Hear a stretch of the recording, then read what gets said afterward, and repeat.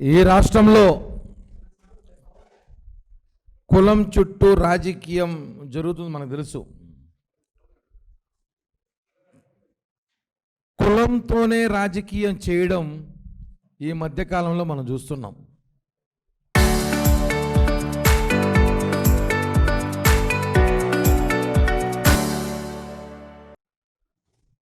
మన రాష్ట్ర దరిద్రం, అది దౌర్భాగ్యం కూడా చెప్పాలి.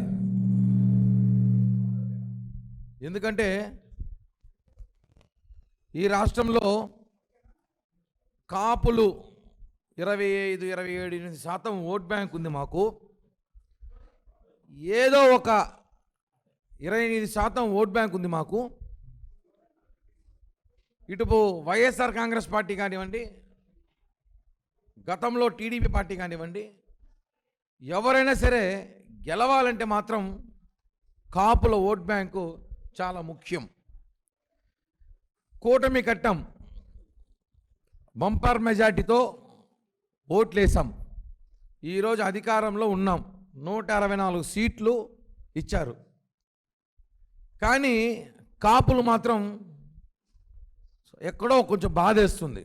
ఎందుకంటే కాపులని ఏదో ఒక విధంగా రాజకీయంగా వాడుకోవడం, కాపులని ఏదో ఒక విధంగా మాట్లాడడం, ప్రపంచంలో రాష్ట్రంలో ఎక్కడ ఏ సమస్య జరిగినా దాని చుట్టూ ఒక కాపు బెల్ట్ ఉంటుంది.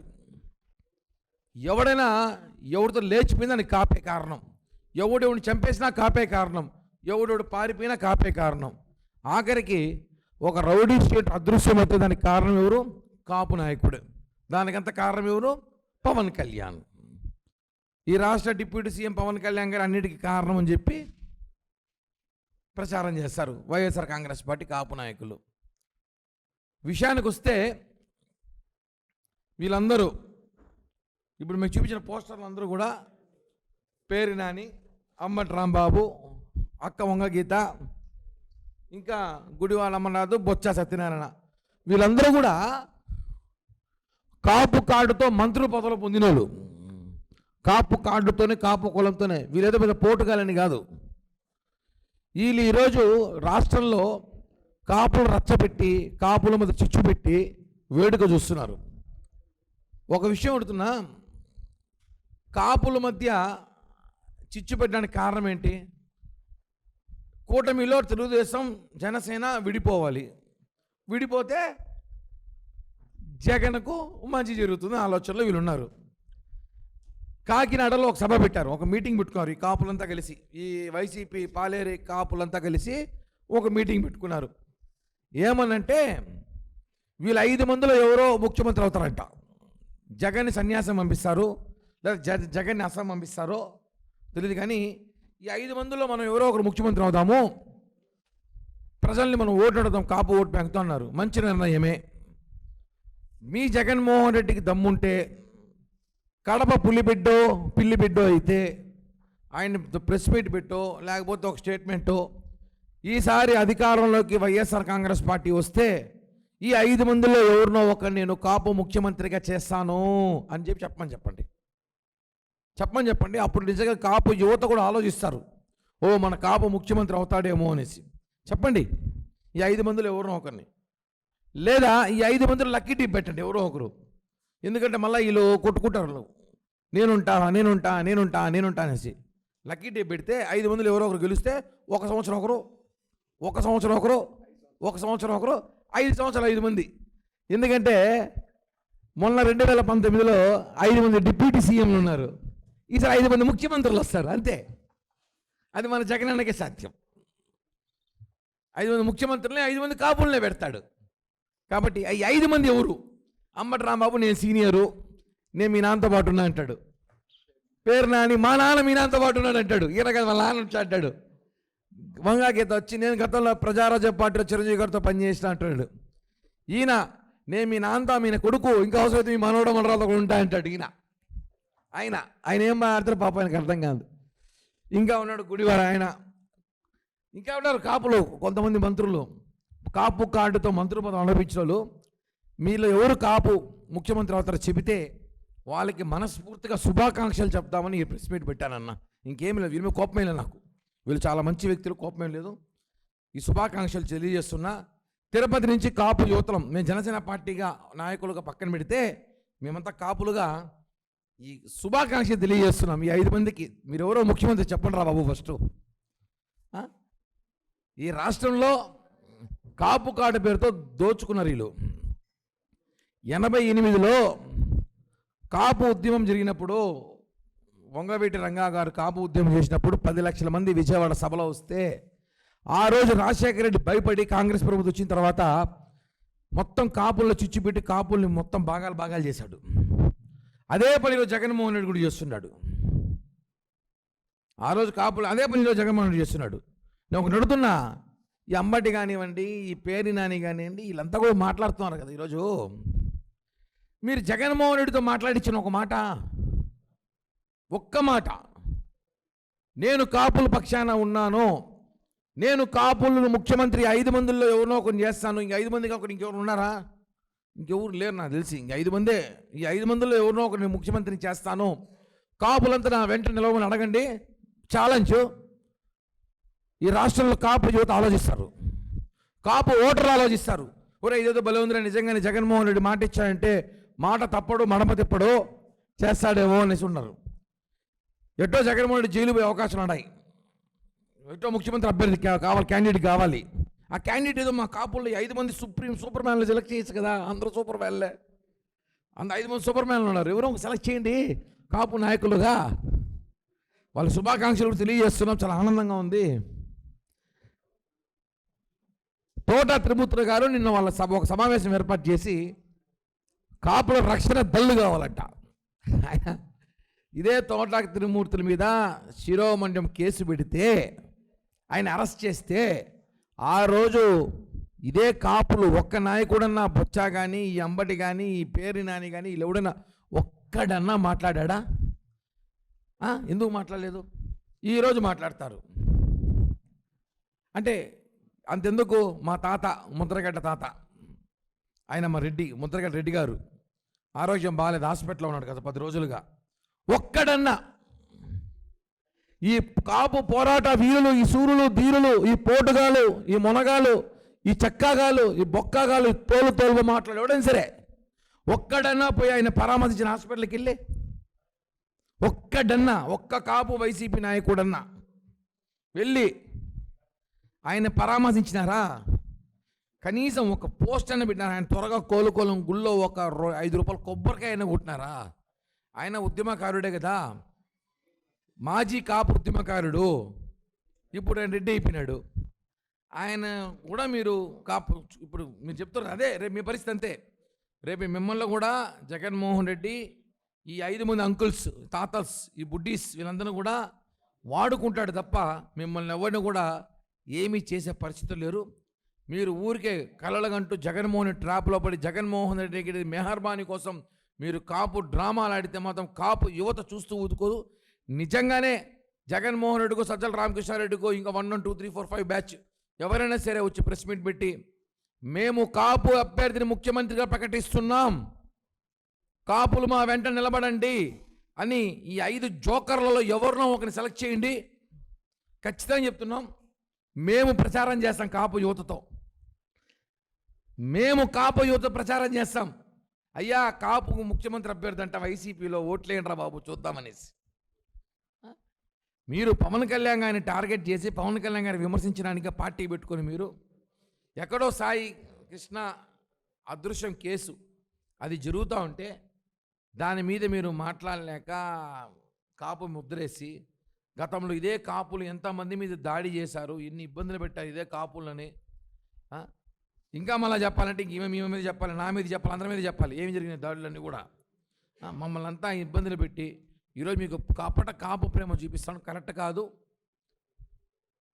చాలా విస్మృతున్నాం. తిరుపతి నుంచి కాపు ముఖ్యమంత్రి అభ్యర్థిగా వైఎస్ఆర్ కాంగ్రెస్ పార్టీ 5 మందిలో ఎవరైనా ప్రకటిస్తే కాపు యువత ఆలోచన చేస్తే అవకాశం ఉంది, మీకు ఓట్లేసే అవకాశం ఉండొచ్చేమో, ఒకవేళ కొంతమంది ప్రచారం కూడా చేయొచ్చేమో. మిమ్మల్ని ముఖ్యమంత్రి చేస్తే అభ్యర్థి ప్రకటిస్తే బాగుంటుంది. సీనియర్ వయసు లక్కీ డీప్ పెట్టుకోండి, మళ్ళీ కొట్టుకొని వస్తారు. నేను అటకాదు, లక్కీ డీప్ పెట్టండి. 1 సంవత్సరం లేదంటే ఫస్ట్ సంవత్సరం ఒకరు, రెండో సంవత్సరం ఒకరు, 5 సంవత్సరాలు 5 డిప్యూటీ సీఎంలాగా ఇంతకుముందు 5 సీఎంలు. జగన్మోహన్ రెడ్డి ఏ కాశీకో కాషాయంకో ఏ హర్యానాకో ఏ జపాన్కో లేదా ఏ జైలుకో పోవచ్చు అయినా వీళ్ళని ముఖ్యమంత్రిని చేస్తే. ఇది మాత్రం వాస్తవం. రాష్ట్రంలో పరిస్థితులన్నీ కూడా ప్రజలు గమనిస్తున్నారు. దయచేసి కుల రాజకీయాలకి పులి స్టాప్ పెట్టాల్సిందిగా కోరుతున్నాం. రోజా మాట్లాడిన మాటలకి దండించేవాడు దండుబాయ, కొట్టేవాడు కొల్లబాయ అని ఒక సామెత ఉంది. అంటే బరి తెగించడం అన్నమాట. పవన్ కళ్యాణ్ గారు ప్రజల కోసం పార్టీ పెట్టలేదు, ఆయన మాట్లాడాడు, ఆయనే చెప్పాడంటే ఈమెకి నేను పార్టీ పెట్టింది సుగాలి ప్రీతి అమ్మ బాధ చూసి ఆమెకి న్యాయం చేయాలి, లేదంటే పార్టీ మూసేయండి అంటుంది. అమ్మ జిగేల్రాని రోజా సుగాలి ప్రీతి చనిపోయింది ఆగస్టు 2017లో. అలాగే అంటుంది ఈ పవన్ కళ్యాణ్ గారు అన్నారు కదా ఈ మధ్య, తారుమారు చేసింది, సాక్ష్యాలు తారుమారు చేసింది వైసీపీ నాయకులే, మాదేముందమ్మా ఉంటే ఖచ్చితంగా దాని మీద నేను గట్టిగా ఇంకా పోరాడేవాడిని, నేను నిలబడేవాడిని అని కూడా చెప్పాడు. అయితే దీన్ని కప్పిపుచ్చడానికి ఆవిడ రావడం, ఈ జిగేల్ రాణి ఏం మాట్లాడిందో దానికి చెప్తున్నాను. సుగాలి ప్రీతి చనిపోయింది 2017లో. ఈ రాష్ట్రానికి దరిద్రం పట్టుకున్నట్టు వైసీపీ గెలిచింది 2019లో మేలో గెలిచింది. అయితే సుగాలి ప్రీతి అమ్మ 2019 అక్టోబర్లో వెళ్ళి పవన్ కళ్యాణ్ గారిని మొట్టమొదటిసారిగా కలిసి ఆవిడ బాధ చెప్పుకుంది. అయితే అప్పటికే వైసీపీ ఈ దరిద్రాన్ని అనుభవిస్తున్నాం కదా, అప్పటికే ఈమెంతా వైసీపీ దగ్గరికి అంతా సుగాలి ప్రీతి అమ్మగారు వెళ్ళి పోయి మాట్లాడి, అక్కడ అది కాకుండా సుచరిత్ర అప్పుడు ఉన్నటువంటి హోమ్ మినిస్టర్ గారు వెళ్ళి కలిసి ఆవిడని ప్రాధేయపడడం కూడా జరిగింది. ఆవిడకి ఎక్కడ న్యాయం జరగకపోయేసరికి 2019 అక్టోబర్ పవన్ కళ్యాణ్ గారిని వచ్చి ఆమె అటు సైడ్ చూసింది, పవన్ కళ్యాణ్ గారి వైపే ఆమె కళ్ళు ఉన్నాయి, వచ్చింది, బతిమిలాడింది. 2019 బాగా విను రోజా, నీకే చెప్పేది, అక్టోబర్. అయితే పవన్ కళ్యాణ్ గారు కవాతు పెట్టింది 2020 ఫిబ్రవరి 12వ తారీఖు పెట్టారు. నీకు బుద్ధి జ్ఞానం ఏమన్నా ఉందా? 2020లో 12వ తారీఖు ఫిబ్రవరి అక్కడ కవాతు నిర్వహించినప్పుడు ఇదే సుగాలి ప్రీతి అమ్మ వచ్చి జగన్మోహన్ రెడ్డి ఒక సన్నాసి, ఆయన వల్ల ఏమీ కావట్లేదు, దయచేసి నాకు న్యాయం చేయండి, నా బిడ్డను చూడండి అని బాధపడి ఏడ్చింది అదే వేదిక మీద. ఎంతోమంది నాయకులు నాకు ఫోన్లు చేస్తున్నారు పవన్ కళ్యాణ్ గారిని కలిసినప్పటి నుంచి, కానీ వైసీపీ నాయకులు అని చెప్పింది, జగన్మోహన్ రెడ్డిని తిట్టింది, అవన్నీ కనపడలేదా? 5 ఏళ్ళు మీరు హెరిటేజ్ ఐస్ క్రీమ్ తింటున్నారా? జగన్మోహన్ రెడ్డి, నువ్వు, మిగతా అందరూ ఏం చేస్తున్నారు? 5 ఏళ్ళు మీ ప్రభుత్వం ఉన్నింది కదా, 5 ఏళ్ళు మీరు ఏం చేశారని అడుగుతున్నా. ఈ కేసును మీరే కదా నాశనం చేసింది.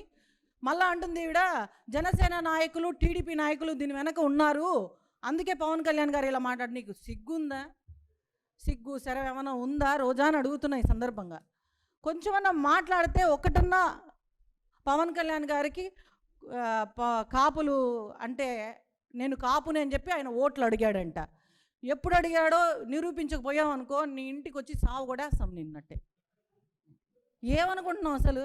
ఊరికే గుడ్డ కాల్చి మొహాన్ని వేసేస్తుంది. ఏమంటే అడిగేవాళ్ళు లేరు కదా అని ఆ శ్రీరెడ్డి పోయింది, ఈ రెడ్డి తగులుకుంది. మాకు ఏం కర్మ మాకు ఈ రాష్ట్రానికి. ఇలాంటి దరిద్రపు కొట్టు ఎక్స్ మినిస్టర్లు ఉన్నారంటే నిజంగా ఈ రాష్ట్రానికి పట్టిన దరిద్రం మీరంతా. మీ బతుకులకి పవన్ కళ్యాణ్ గారు వెళ్ళి అడగడం వల్లనే కదా ఈరోజు సుగాలి ప్రీతి అమ్మకు మీరు డబ్బిచ్చారు, స్థలం ఇచ్చారు, జాబ్ ఇచ్చారు, ఆవిడ నెత్తిన పెట్టుకున్నారు ఆ టైంలో. అందుకే ఆవిడ బయటికి 5 ఏళ్ళు రాలే. ఆవిడ కూడా అంతే, 5 ఏళ్ళు బయటికి రాలేదు. ఇప్పుడు వచ్చింది, మళ్ళీ మా ప్రభుత్వం వచ్చాక బయటకు వచ్చింది. అంటే నేను చెప్పేది ఏంటంటే ఆ రోజు ఎందుకు వచ్చింది? డబ్బుల కోసమే వచ్చింది. సుగాలి ప్రీతి అమ్మగారికి కూడా ఈరోజు ఒక మాట చెప్తున్నా, అమ్మ తల్లి, ఆ రోజు జగనన్న నీకు ఇల్లు ఇచ్చాడు, స్థలం ఇచ్చాడు, ఉద్యోగం ఇచ్చాడని అన్నావు కదా, నీకు చిత్తశుద్ధి ఉంటే నీ బిడ్డ ప్రాణమే నీకు ముఖ్యమై ఉంటే నువ్వు ఎందుకు తీసుకున్నావు అవన్నీ?